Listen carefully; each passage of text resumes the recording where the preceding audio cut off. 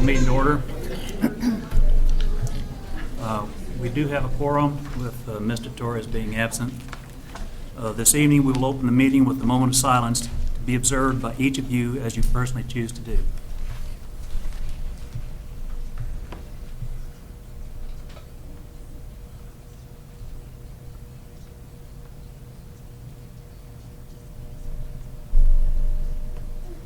Thank you. And now would you stand and join me in the Pledge of Allegiance?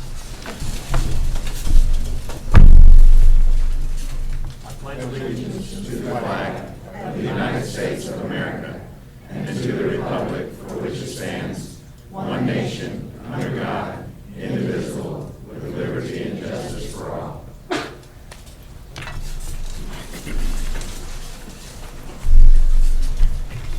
Thank you, and welcome to the meeting.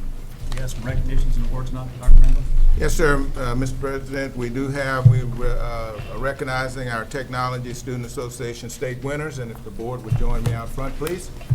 That's correct, and tonight we have TSA advisors Kristen Rausch and Emily Grisham here to present their students.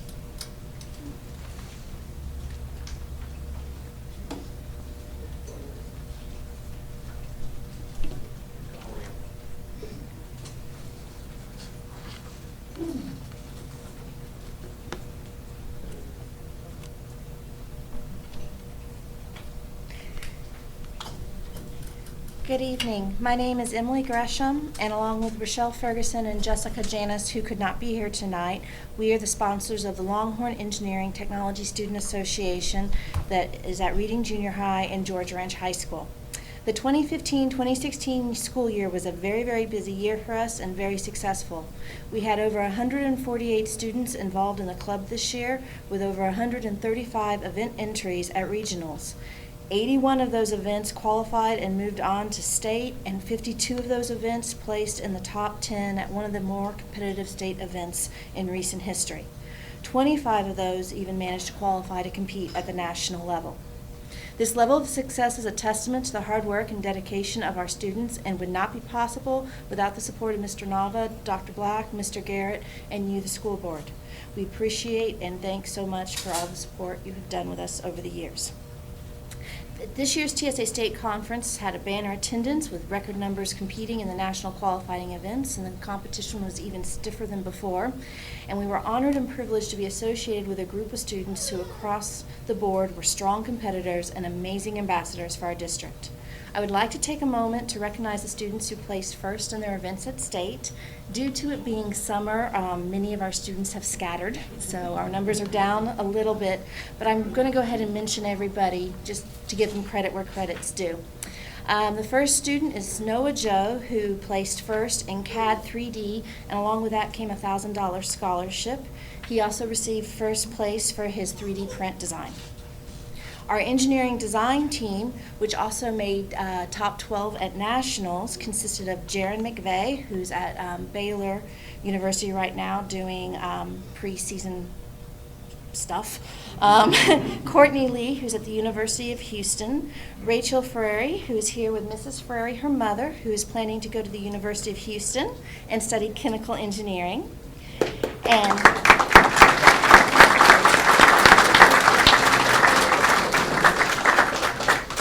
Sydney Wilson, who is the daughter of Ms. Coleman, who is planning to go to A&M at Kingville and study civil engineering.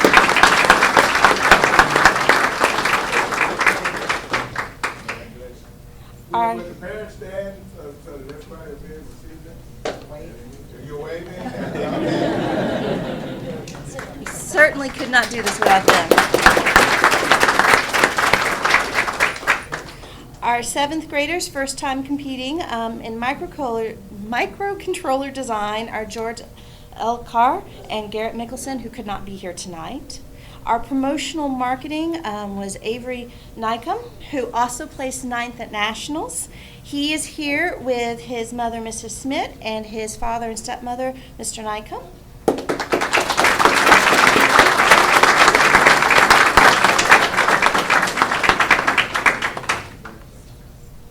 Thought they were going to make it tonight, but it does not look like it. Eric Luckett, the son of Mr. and Mrs. Luckett, managed to place first in 3 separate wood events as a 7th grader. Noah Jaloski managed to place first in black and white architecture photography. Anne Marie Jeremiason, who is here with her parents, Mr. and Mrs. Jeremiason, received first place in robotics programming. And last but not least, Arturo Rodriguez placed first place in wood turning, and he is here with his parents, Mr. and Mrs. Rodriguez.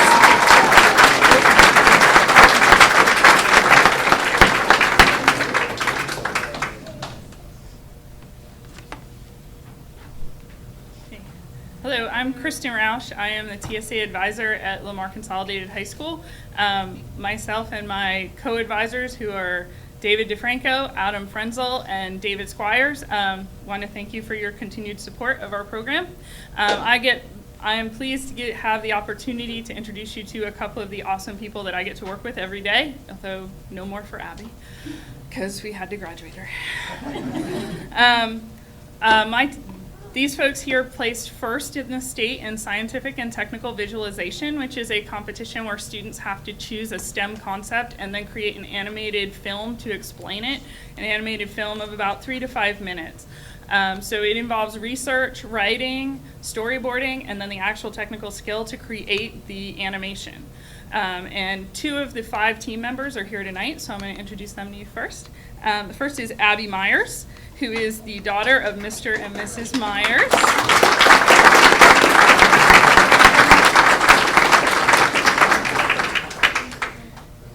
And as I said, Abby has graduated, and she is going to study electrical engineering at Texas A&M. And Junaid Ahmed, who will be a rising senior this year. His mom, Miss Fozzie, is here in the audience.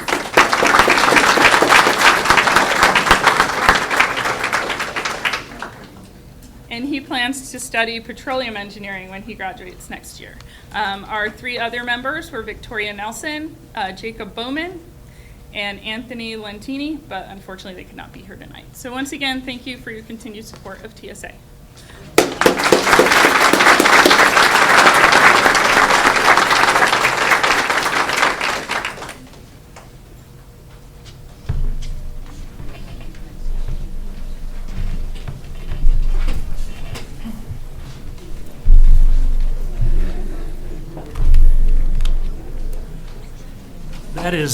That's one of the joys of this job, seeing those young people. And congratulations to them and their parents. Thank you so much. Do we have any introductions this evening? Yes, sir, Mr. President. We do have some introductions, and I too would like to congratulate our kids. They really and truly represented us well. Good evening, ladies and gentlemen of the board. Tonight, I'd like to introduce you to our newest administrators. First, I'd like to introduce Monica Ofant. She is joined tonight by her husband, Rafael, and her mom and dad, Maggie and Jaime Jaramillo. If y'all would stand for us, please.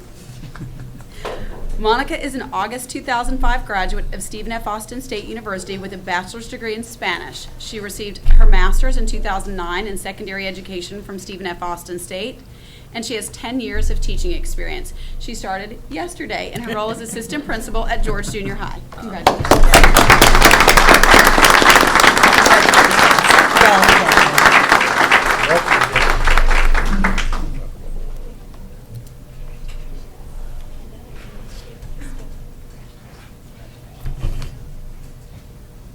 The new assistant principal at Williams Elementary is Young-hee Choi.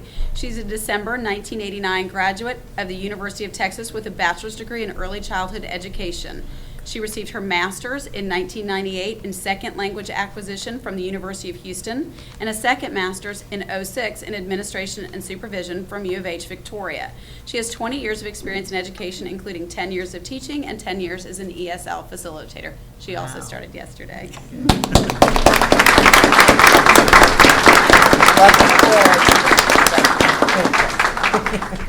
Congratulations. Look forward to seeing Williams.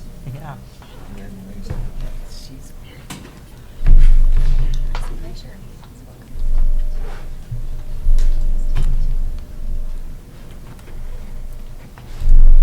One of our new Terry High School assistant principals is Crystal Coronel. Crystal is a May 2011 graduate of the University of Texas with a bachelor's degree in government and sociology. She received her master's in 2014 in curriculum and instruction from Sam Houston State. She has 3 years of teaching experience. Welcome aboard.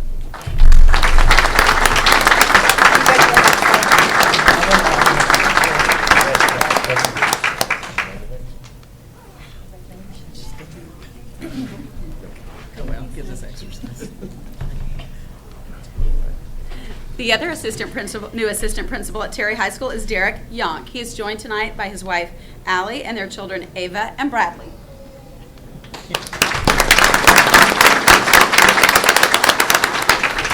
Derek is a December 2003 graduate of the University of Nebraska at Kearney with a bachelor's degree in health and physical education. He received his master's in 2012 in educational administration from Lamar University.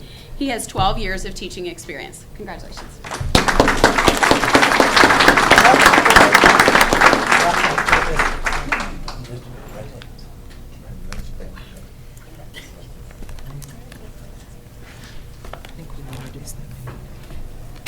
Next, I'd like to introduce you to Carolyn Fleming. She is joined tonight by her husband, Oshler, and their children, Braden and Tatum.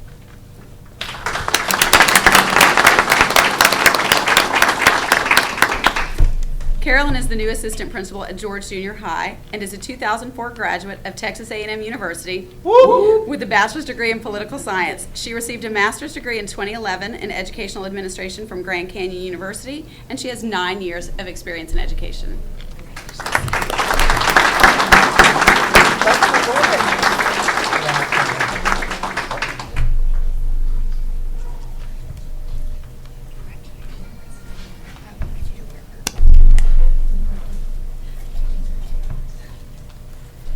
Next, I would like to introduce you to the new assistant principal at Hutchinson Elementary, Miss Teresa Gage. Teresa is a May 95 graduate of Sam Houston State University with a bachelor's degree in elementary education. She received her master's in 2011 in educational administration from Lamar University. She has 21 years of experience in education, including 10 years of teaching and 11 years as a reading facilitator.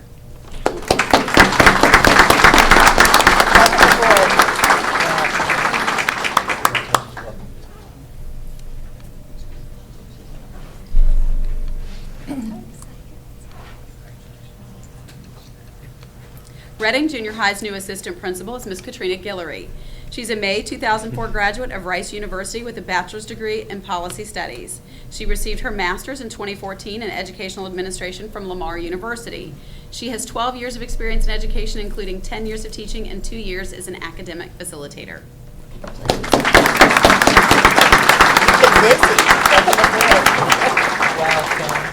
Congratulations.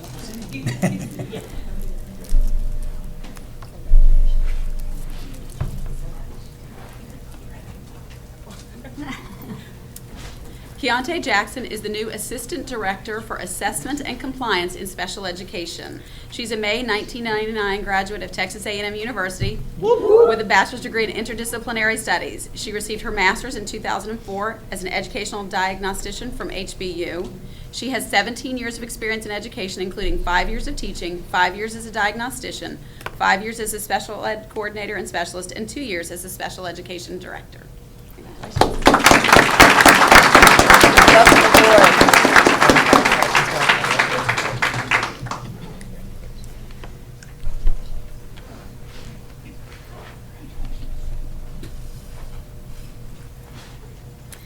Lehman Junior High's new assistant principal is Ms. Sharon Kiddo. Sharon is a December 91 graduate of Iowa State University with a bachelor's degree in physical education. She received her master's in 1993 in kinesiology from Louisiana State University. She has 7 years of experience in education, including 4 years of teaching experience, 1 year as an instructional coach, and 2 years of experience as a testing coordinator.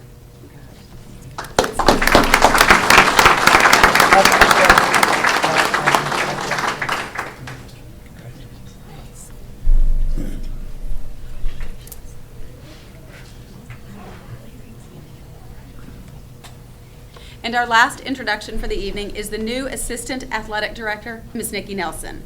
Nikki is a December 1998 graduate of Texas A&M University with a bachelor's degree in wildlife and fisheries science. She received a master's degree in 2015 in educational leadership from the University of Texas Arlington. She has 15 years of experience in education, including 14 years of teaching and 1 year as an assistant principal.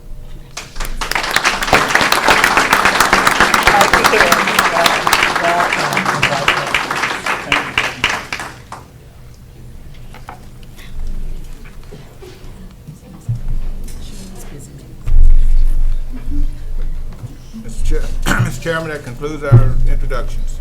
Well, thank you so much and welcome to the district. This is exciting. Audience patrons. Yes, Mr. Chairman. We are now at the portion of the meeting when the board allots time to hear persons who desire to make comments to the board. Persons who wish to speak to the board must sign up to do so as they arrive, and they must indicate the topic about which they wish to speak. No presentation shall exceed 5 minutes. Delegations of more than 5 persons shall appoint 1 person to present their views. The board will hear the concerns, but the board cannot deliberate, discuss, or make a decision on any subject that is not posted on the agenda. Persons who speak to the board cannot complain about a district officer or employee in open session. Such concerns are heard in closed session after proper posting of the agenda item has occurred. As you come forward, would you please state your name and your address, please? Our first speaker is Richard Eubanks.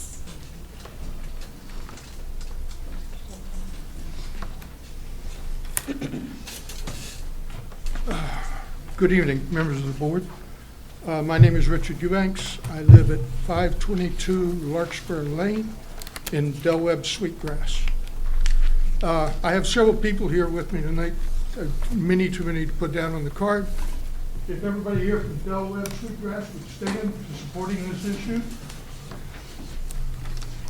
Thank you. Just wanted to let you know we weren't alone. Okay. I have a letter I'd like to read. You should all have copies of the letter. There may be a typo or two. Please excuse that. The scenarios provided in response to our proposals and calculations we had previously dealt with the board on a spread of dollar amount reductions to the capped value of the 65 disabled homes, subtract a potential exemption increases from the appraised value, but it is possible to deduct the exemption increases from the capped appraised value. This was done the first year for new homes in Sweetgrass and is done in other school districts, Cy-Fair and others in the area. You can tell what we're talking about is a presentation asking for an increase in the reduction for the over 65 and disabled taxpayers in the LCISD. Okay. We appreciate your consideration.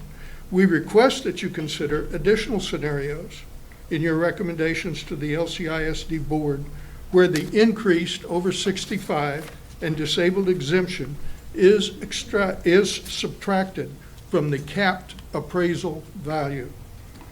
There are many variables in the appraisal and the tax calculation process.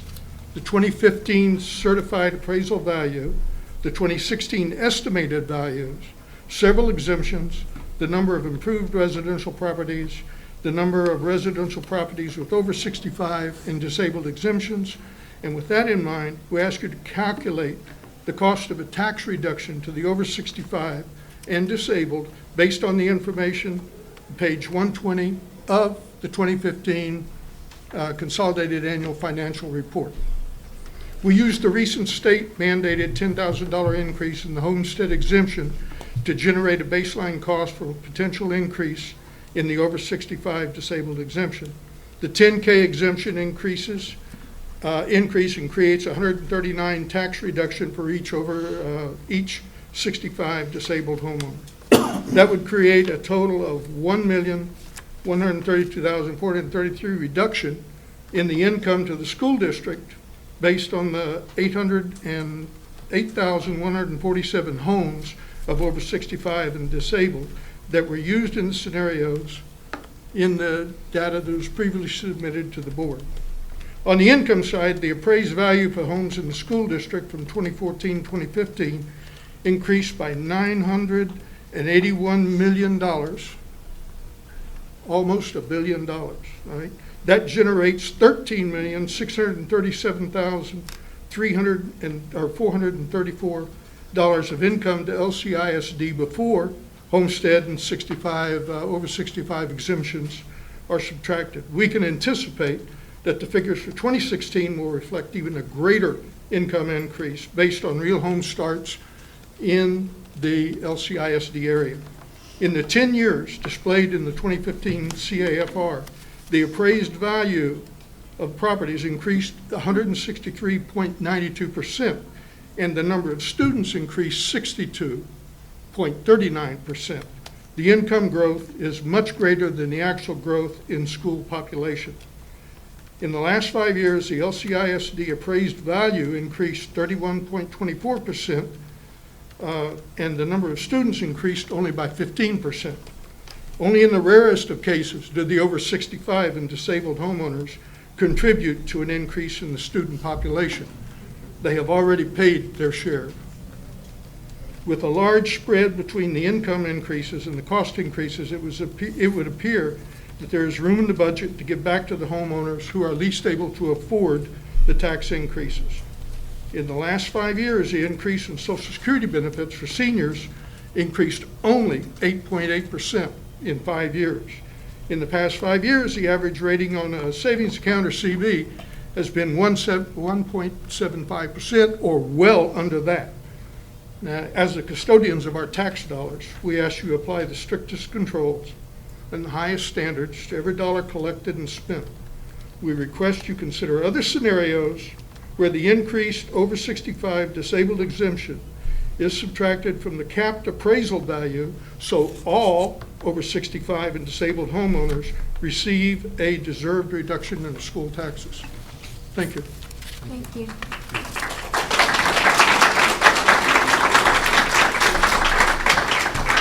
Our next speaker is Dora Olivo.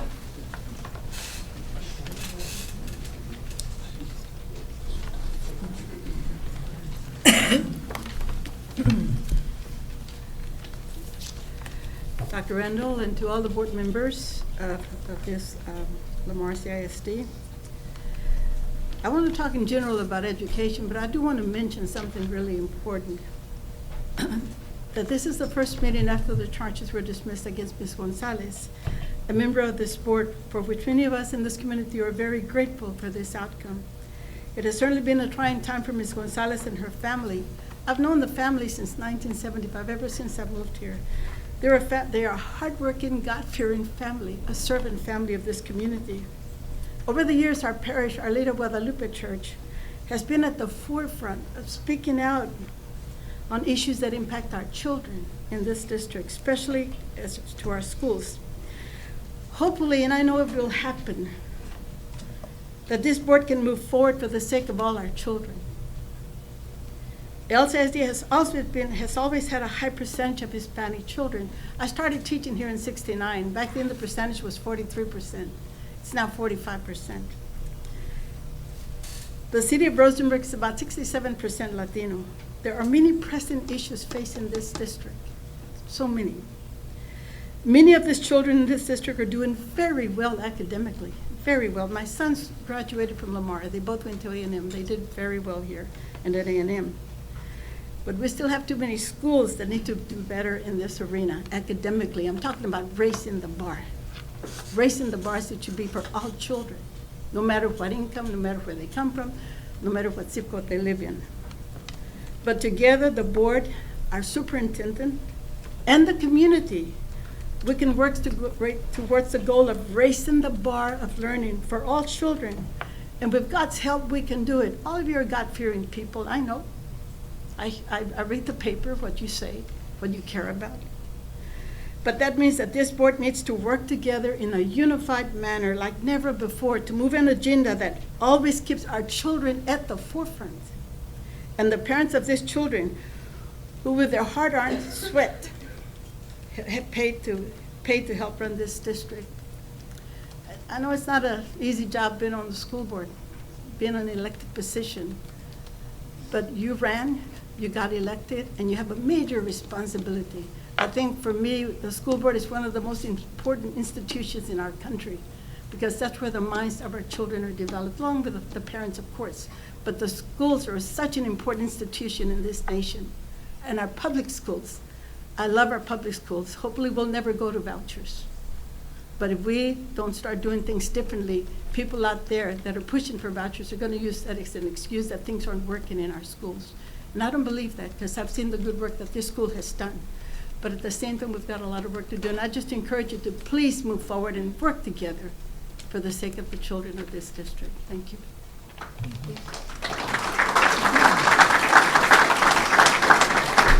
Our next speaker is Father Lee Flores.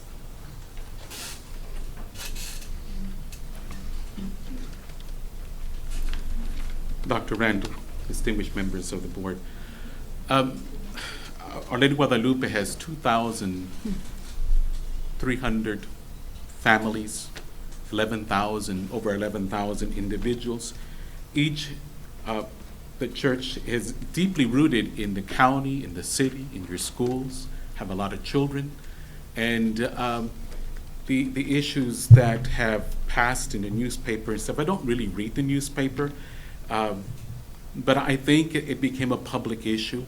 And my concern is that what it says in the back there, allowing students to achieve their full potential, participate in the future social, economic, educational opportunities of their community, is put in jeopardy when you cannot work together. Now, I'm not here to lecture you. There are problems. Communication, respect, mutual dignity. And this does not help in uplifting our students, our employees, my community. So I beg you, in the name of the Lord, to find peace.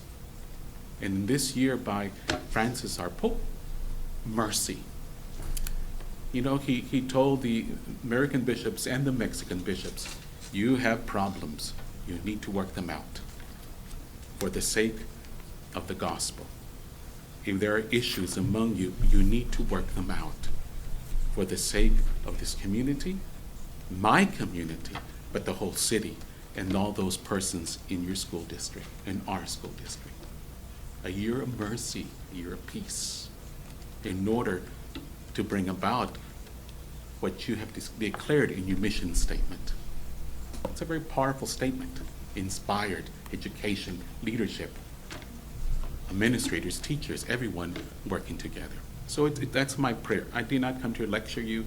I am asking, as St. Paul says, let's break down the barriers that keep us apart and unite as a group for the welfare and the common good of our students. God bless you. Thank you.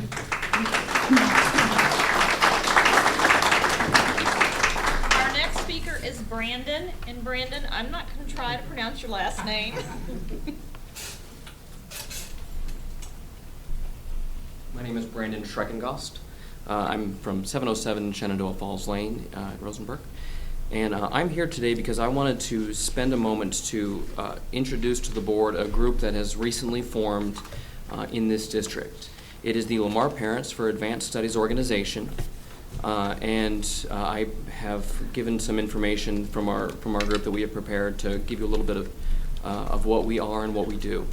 I am the president currently of the organization.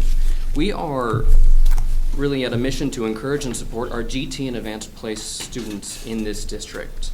We want to do that by helping to promote an informed leadership among parents, students, teachers, administrators, and staff, among the special needs of the GT and advanced placement students, the ways that we are succeeding, the ways that we can succeed a little bit better. We want to be able to empower students to realize their full academic potential.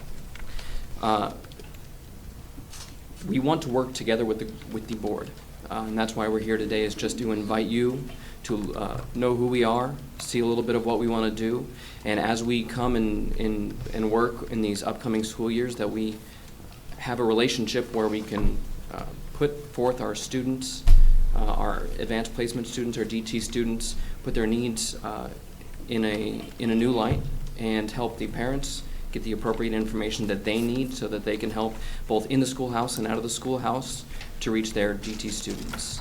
And then this packet of information in front of you is for you to keep, for you to look through. It also has our contact information on the back.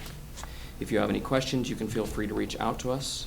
And we look forward to creating a relationship with you and working with you in this upcoming school year. Thank you. Thank you. Our next speaker is Joe Greenwell.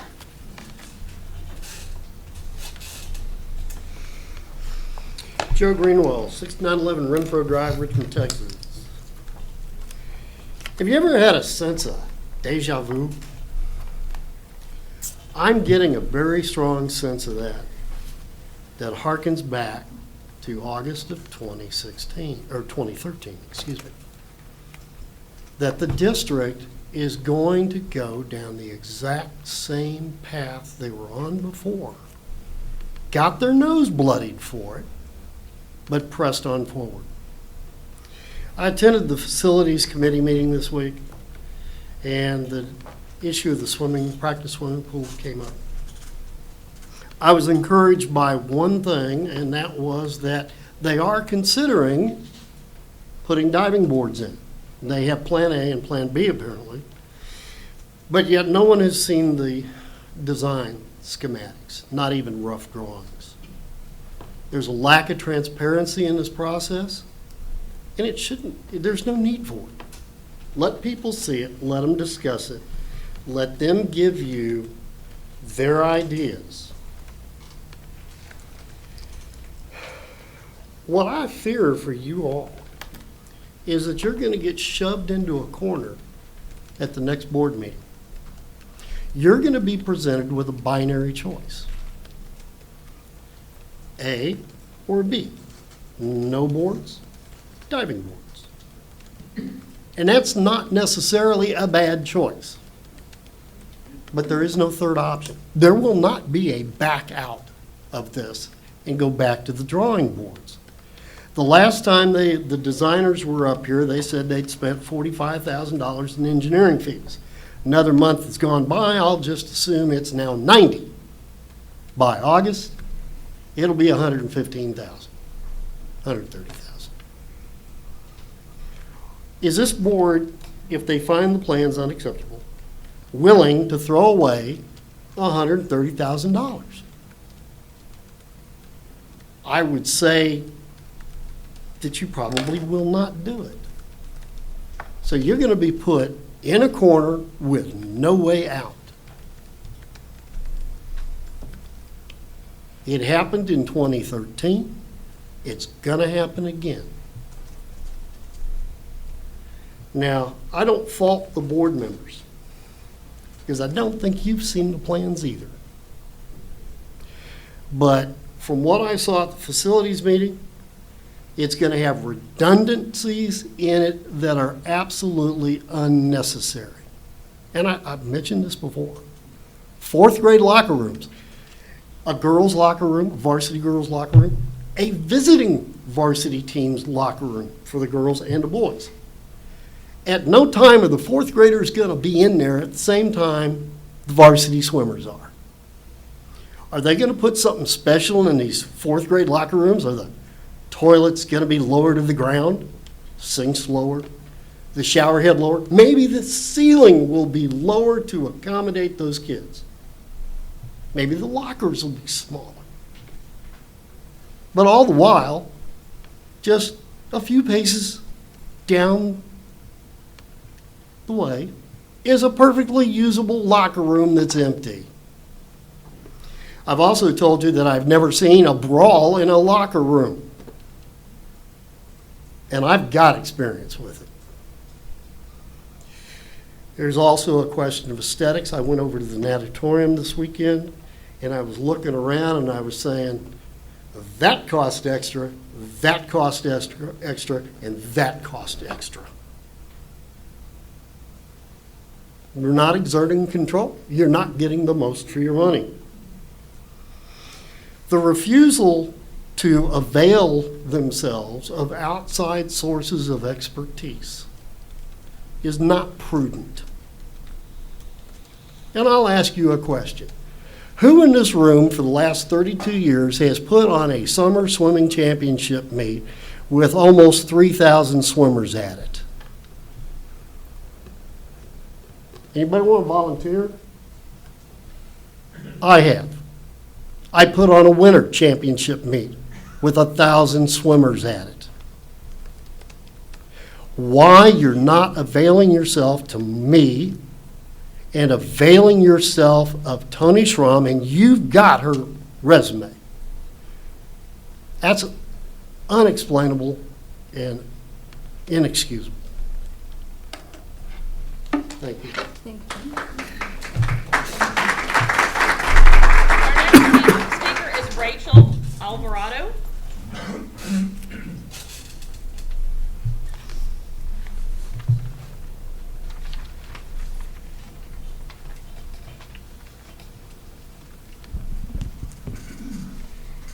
Hello, my name is Rachel Alvarado. I live at 1118 Ward Street in Rosenberg.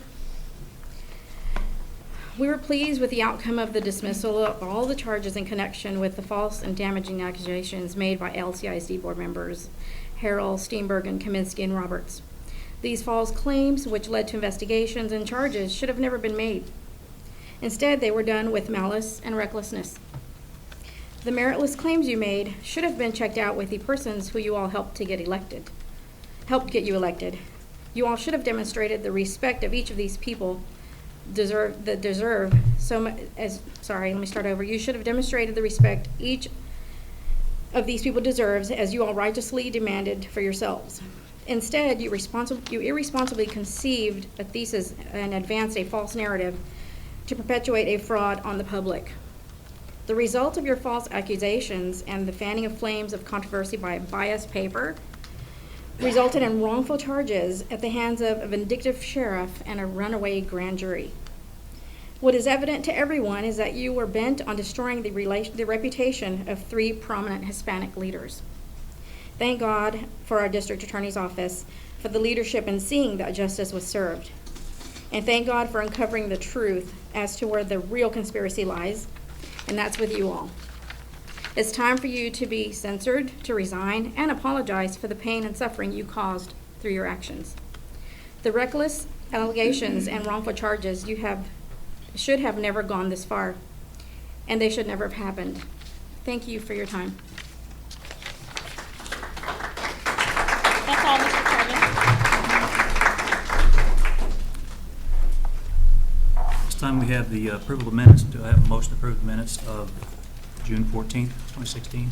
I'd like to make a motion to approve the minutes of June 14th, 2016. Do I have a second for that? I'll second.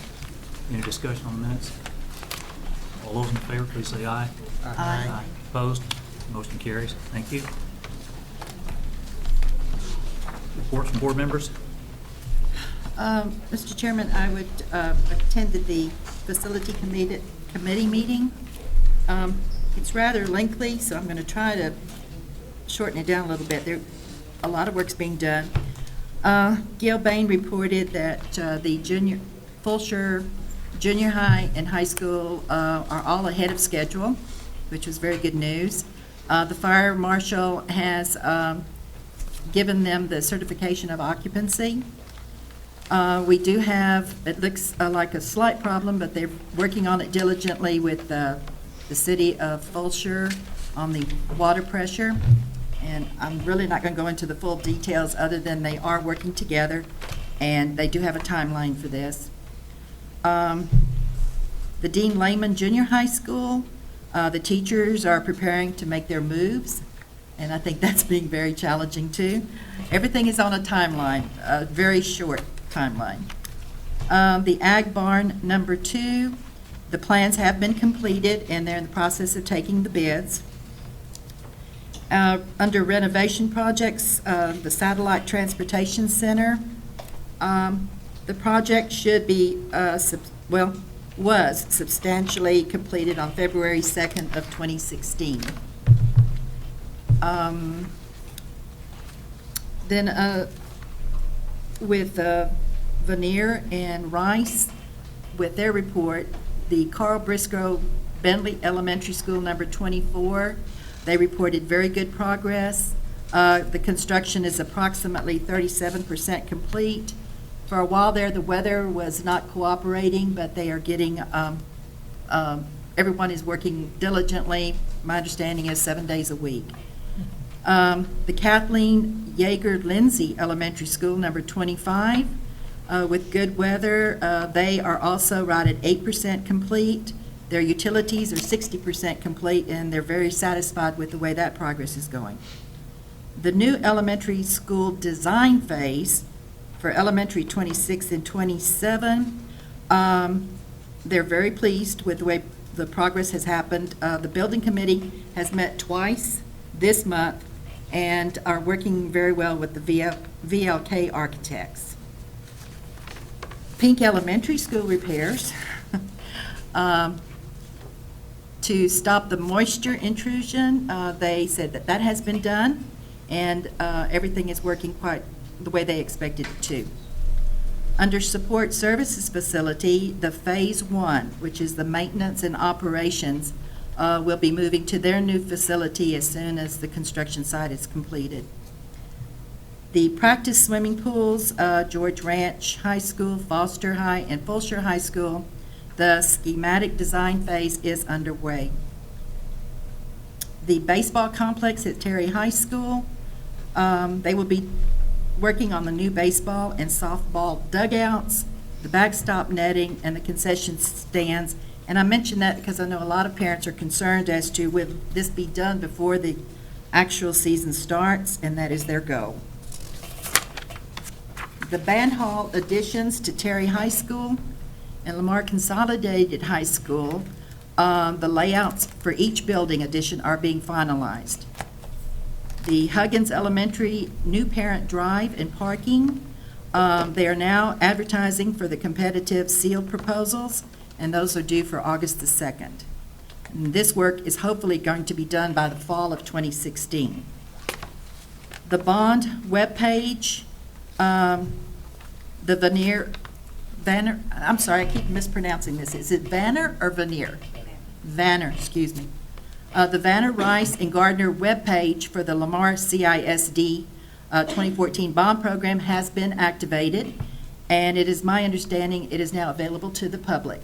And I'm the public, so I'm going to try to learn how to do this too. And that is about the gist of it. They've been very, very busy. Thank you. We did not actually meet for a technology committee meeting this month, but I do have some updates that are very encouraging, especially if you're a teacher in our district. And I'd like to give a couple of high points here tonight. One of them, we've been working with Computer Refresh, and they met with teachers, I guess, over the year and decided that every teacher needed their own laptop. So deployment began June 13th at George Ranch High School. They are currently on schedule with 29 campuses complete and 8 schools remaining, so that looks like that's going to hit on time. Interact 2016 took place June 6th to the 10th at Reading Junior High with 137 teachers attending.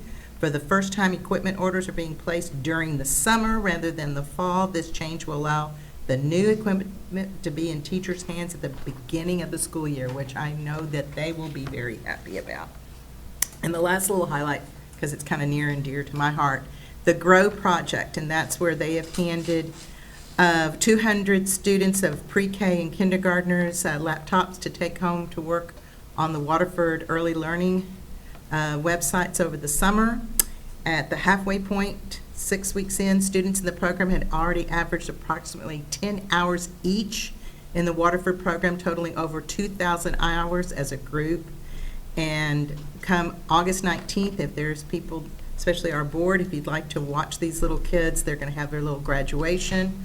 And I assume at that time gets a prize. Maybe I shouldn't give away what it is, or maybe they already know, at 10 a.m. at Lamar High School auditorium. But even with the displacement of some kids during the flood, they were still working on their computers. So you know what? Have at it.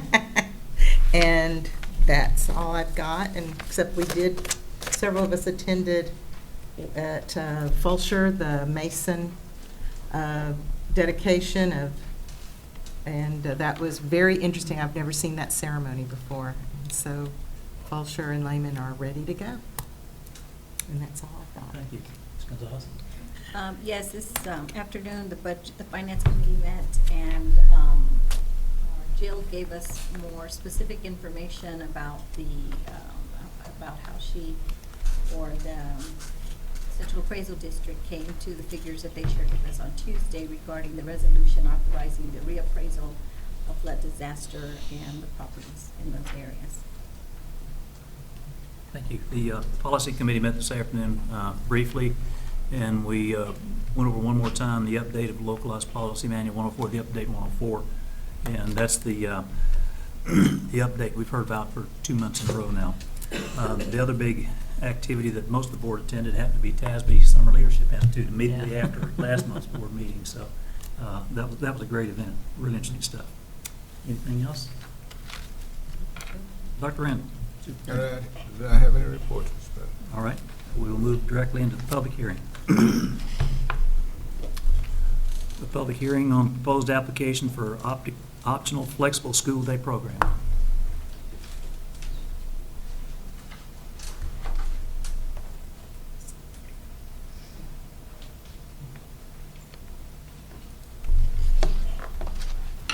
Good evening.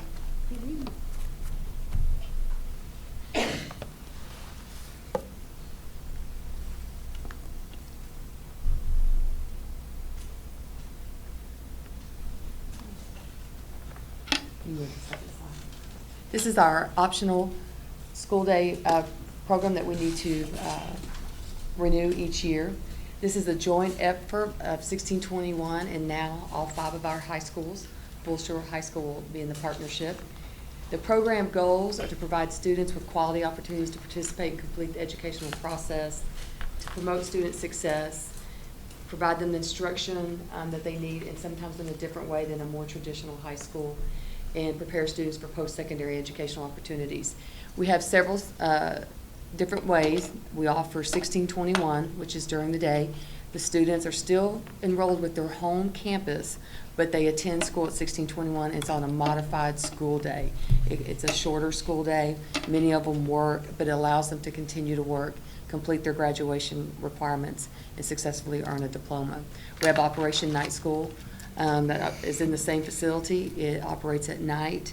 Many of the students have full-time jobs, and then they will report there and successfully earn their credits that way.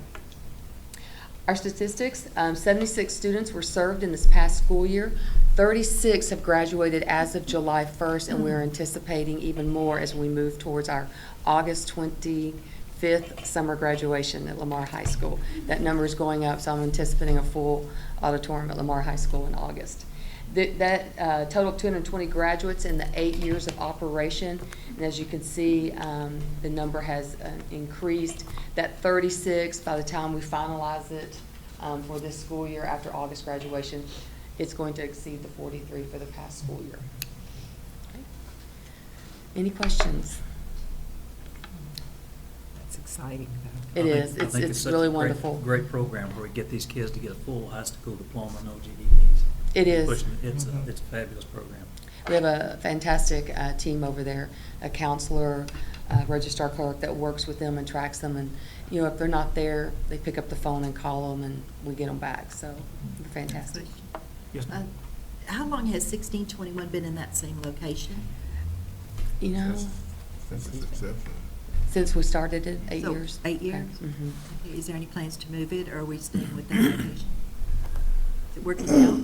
It's working out for everybody? Mhm. In fact, we're adding seats. They were able to reconfigure the existing space so that we've grown, adding George Ranch, and we don't anticipate too many students from Fulshear. They tend to be in their junior year or senior year. When they get a little older, they've successfully passed their EOCs, and they're looking to graduate for maybe early for various reasons. So the team over there has done a great job of where we could possibly seat some more students for the next school year. Okay? Great, thank you. Thank you. Thank you. We'll now move into the hearing is now closed. Thank you. We'll now move into the action items to establish our consent agenda. Again, item A1, A2, A3, A4, A5, Section B, goal planning, B1, B2, B3, B4, B5, B6, Can we pull that one, please? got it? B7, B8, B9, B10, B11, I'd like to pull that, please. will be 11, B12, That one also. pull 12, B13, we need to address that one, pull that. B14, also need to address that one. B15, B16, B17, B18, B19, B20, I need to pull that one. B21, B22, B23, B24, B25, B26, item C1, and C2. I'll repeat those to make sure we have those correctly. The items on the consent agenda are A1, A2, A3, A4, A5, B1, B2, B3, B4, B5, B7, B8, B9, B10, B15, B16, B17, B18, B19, B21, B22, B23, B24, B25, B26, C1, and C2. I would entertain a motion to approve the consent agenda. Mr. President, I have a question, I'm sorry. Where is the item for the Dell Web Community? It's not an action item. It's not an That's action an item. information Oh, okay. item. Thank you, I'm sorry, go ahead. No problem. I'll make a motion that we approve the consent agenda. Do I have a second to that? Second Second. All those in favor, please say aye. Aye. Aye. Thank you. Motion passes. We will move to item B6. We have a motion to approve the resolution authorizing reappraisal of flood disaster area property within Lamar CISD. Motion to approve that, please. Make a motion that we approve the discussion action on the resolution authorizing the reappraisal of the flood disaster area property within Lamar CISD. May I have a second to that, please? I'll second. Thank you. Discussion? If Ms. Ludwig wouldn't mind, I would like for her to just give us a very brief recap on what the current effect it's going to have on our budget, please. Okay, so we worked together with the CAD to estimate what the value reduction would be for this purpose. And the taxable value for each of these properties could be reduced. And of course, the tax levy would be based on a weighted average of the original January 1st valuation and the new reduced reappraised valuation. So there are a little over 7,000 accounts that are involved or estimated to be involved. All these are estimates. And it'll be about 4.157 million in total, with 3.1 million of that being the impact on the general fund, and then about $1 million on the debt service fund. Of course, these numbers could be higher, could be lower. This was a best guess scenario. There's about $150,000 in state funding that would be Tier 2 money that we would be impacted by as well, a reduction in state money. And of course, once values are finalized, we'll determine what the debt service rate would have to be. So there could be a tax rate increase should we have to increase the INS rate of the tax rate. Okay, and on Tuesday you mentioned that this would affect us for several years to come. Can you explain that? That's the part I think I don't understand. Okay, the reappraisal is going to occur for the 2016 values. And the assumption is that people are starting to repair and renovate their properties, but might not be finished by January 1st, which is the assessment date for the 2017 tax year. So it could be, a 2-year impact. It could be longer than that, but I understand. Okay. Anyway, we're just discussing all the potential. But the resolution is only for those 6 months? No, it's for the reappraisal of the properties. Okay. And so then So when I they get the rebound January- on their own. It's not Okay. just a 1-year reappraisal. They don't bounce back to the original value. So my understanding is some of this property will never go back to the original. There's a good possibility of that. That's my It's the understanding. unknown. It's That's the my unknown. understanding. It could. Some may yes. go back up to what they were valued now, but due to And the some flooding. could be more. Right. It's. So for the next year to 2 years, we're in an unknown Right. situation. Thank you, Ms. Levin. Any further discussion? Could I have a vote on this, please? All those in favor say aye. Aye. Opposed? Motion carries unanimously. Thank you. The donations for the district. Campbell Elementary PTO donated $6,000 to purchase a literacy library and take-home readers and $500 per grade level at Campbell Elementary School. Frost Elementary PTO donated $26,082.60 to purchase a shade structure and reading, writing, and math materials at Frost Elementary School. And George Ranch High School Athletic Booster Club donated $5,000 to purchase a 2015 Football State Championship monument to be placed in front of the field house at George Ranch High School. Thank you so much for all those contributions. We really appreciate it. Move down to item B11. May I have a motion for discussion of wine and beer permit at convenience store near school district property? Motion to approve? I'll make a motion. Do I have a second to that? Dr. Harrell, discussion? Questions? Okay. I have a question, and I think it may be to the lawyer. My question Tuesday was, why are we even voting on this if it does not affect that 1,000-foot zone?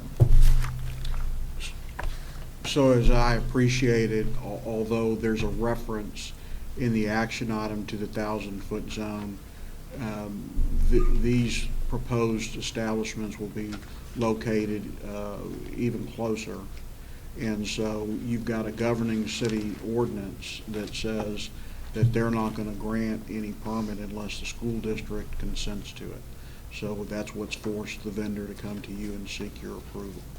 I'm not even entirely certain that language dealing with the 1,000-foot zone applies to you, because I'm not sure that you've got the district. The majority of the district is within a municipality that has 900,000 citizens in it. I just don't know.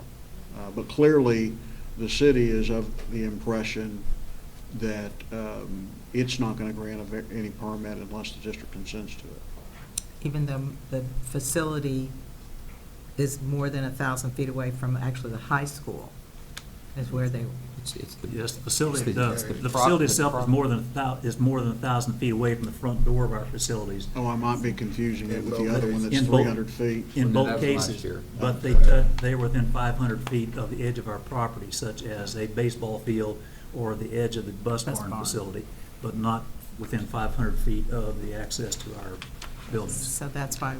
Well, I suspect that line gets drawn from the edge of your property to the establishment. Yeah, well, it says in there that it's within 1,000 feet of the property, but not of the school building, but it says portions of the property. Okay, and I'll just state my opinion. I'm going to vote against it because I feel like if they looked at this, the alcoholic beverage code before they actually purchased the property, I have a concern that we're going to approve, even though the other item says that they're only going to do this on the weekends or at night, certain hours.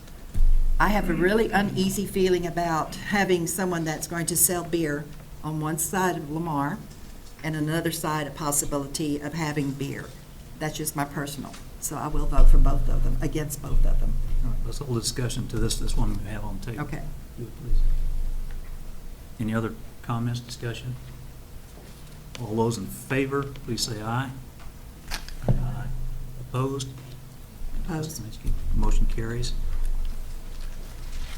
Item number 12, discussion of wine and beer permitted ballroom near school district property. Do I have a motion to approve that, please? Motion to approve the wine and beer permit for the ballroom in the school district property. And a second. I'll second. Any discussion on this one? In Okay, addition? and I think this was answered Tuesday, that if this group at any time either sold that building or changed their operations, that they would have to come back to the school board. Am I understanding that correct? I'd have to research that issue. I don't. I think they would know. I would review their assume license. It's specific to the business establishment that they possess the permit that they request. Well, when they do the permit for the beer and wine, do they specifically say, we will not, I mean, they're telling us, but when they submit their permit to the city, are they going to make those stipulations? I don't know that that's the case. You'd have to review the permit application. That's my concern.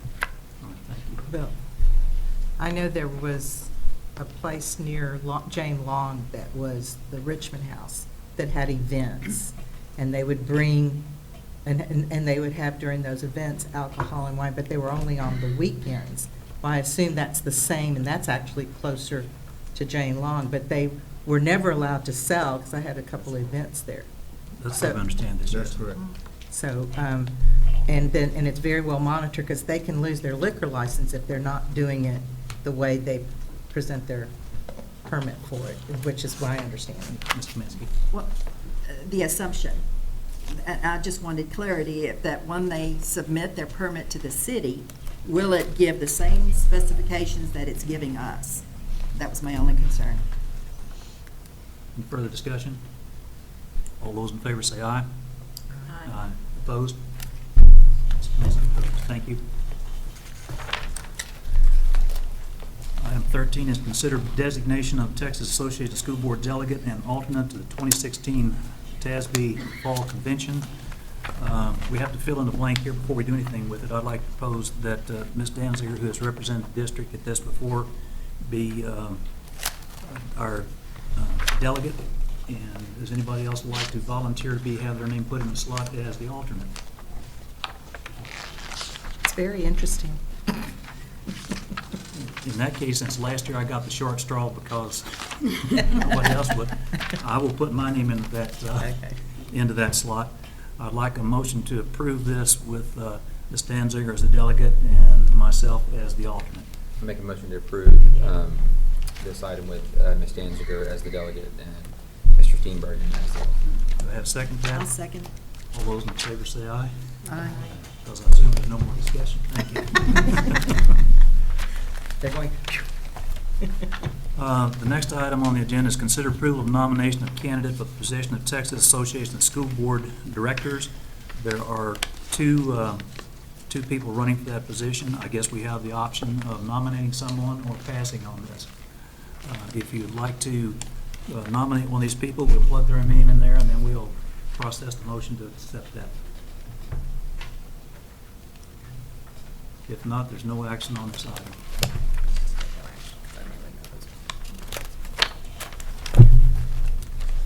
Moving down to item B20, consider approval of design development for Terry High School baseball complex renovations. Can I have a motion to approve this, please? Make a motion to approve? A second to that? I'll second. Thank you. Discussion? Questions? I did have one parent approach me about this after our meeting, and she was asking when I made the comment about possibly going over the budget for this phase one, that was it really necessary to do all the building of the concessions and everything and modifying all that front stuff first, instead of actually working on the fields that the kids were actually going to be playing on? And kind of like, what's last, could that be first? What I'll do is the actual scope of work for the fields that we have for the lawn phase one is primarily the dugouts and backstops on both baseball and softball fields. There is some work that has been identified that needs to be done on the fields themselves, infields. The fields are in actually pretty good shape. They just need some improvements. That the district has said that the maintenance department would focus on that this fall before the baseball season begins. So it's still important work that needs to be done. It's intended to be done out of the general fund. The general fund, okay. And then she asked about the drainage. Why was that being left for last? It's not last. It's also in the same phase. First phase? Yeah, this is in phase 2 of our scope, but that's also work that maintenance would be taken care of out of the general fund. So that, it's trying to keep the scope of work within the bond program within budget. It's been tight, trying to do a lot with that. So we've had to actually look at other sources for that work. And I think that they also have been looking at and coming back to the board to address some of expanding what's in this initial phase, but it is important for us to get started on this one so that those playing fields will be ready. And then they can come back to the board, because there was some concern about, are we addressing everything, and are we getting ourselves in a situation where we're piecemealing, and we don't want to piecemeal, but we want to make sure that we come back to the board with good numbers and a good plan so that the board can react to that based on what funds we have in. I looked at you and then I forgot what I was going to say. We do have some available funds for 27 bond, but we wanted to make sure that, we kind of rushed you into this, and we asked some questions at the workshop the other night. Do you have any kind of real wild ballpark figures, what we're talking about for the full 4 phases? Well, the main thing we want to talk about is we want to stress the schedule for moving forward with the approval of the DD tonight for phase 1. That's critical in order to make the start of the season and end of January. We've looked at essentially phase 2, phase 3 in that scope of work, as well as new bleachers, which were actually part of phase 4 in the future. Very quickly, the phase 2 and phase 3 were intended to be handled out of the general fund, but if that work was covered out of the bond funds, if funds were available, and as well as the bleachers, which is another priority that's part of that phase 4 that was looked at as a future scope of work. Rough order magnitude is probably between $1.2 and $1.5 million additional to the $975,000 currently budgeted. So at this point in time, as Dr. Reynolds says, the availability of those funds is still uncertain, but we would welcome coming back to you once we identify if those funds are available and let you make a choice. Dr. Darrell? So if we approve tonight, basically we're approving for y'all to go ahead and get equipment out of the get your equipment out of the field and start working on phase 1. But from so you mentioned the cost difference from a time standpoint, because I know that once the first of the year comes, it starts going pretty quick, tryouts, and then practice starts. Doing the additional items, bleachers, that's basically a tear down and reinstall.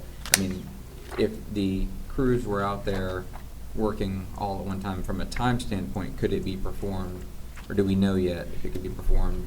We don't know that yet. We know that even the scope of work in phase 1, we are at a point where the dugouts and backstop and the bullpen needs to be done before the end of January for the season. We anticipate that the construction of the restroom, ticket, and concession building, as well as the rest of the site paving, will probably extend beyond that January date, but we will maintain that the play fields are ready to go. We will maintain that access for the public is ready to go, even though the schedule may need to be that construction will probably extend into the start of the baseball season. So we understand the criticalness of getting the fields ready to go, and that's what maintenance and athletics will be looking at with us. We'll help coordinate it with the funding sources. Well, I guess just, for the Terry, baseball and softball program in general, man, I just don't want us as a board to just, let this thing, little bit. I mean, they had playoffs last year. This is a very good program that deserves to have, top-notch facilities, because that has a way of, unifying a school. It creates excitement, and if you go to a local small business and tell them we've got a brand new fence that's not chain link, you can put your sign.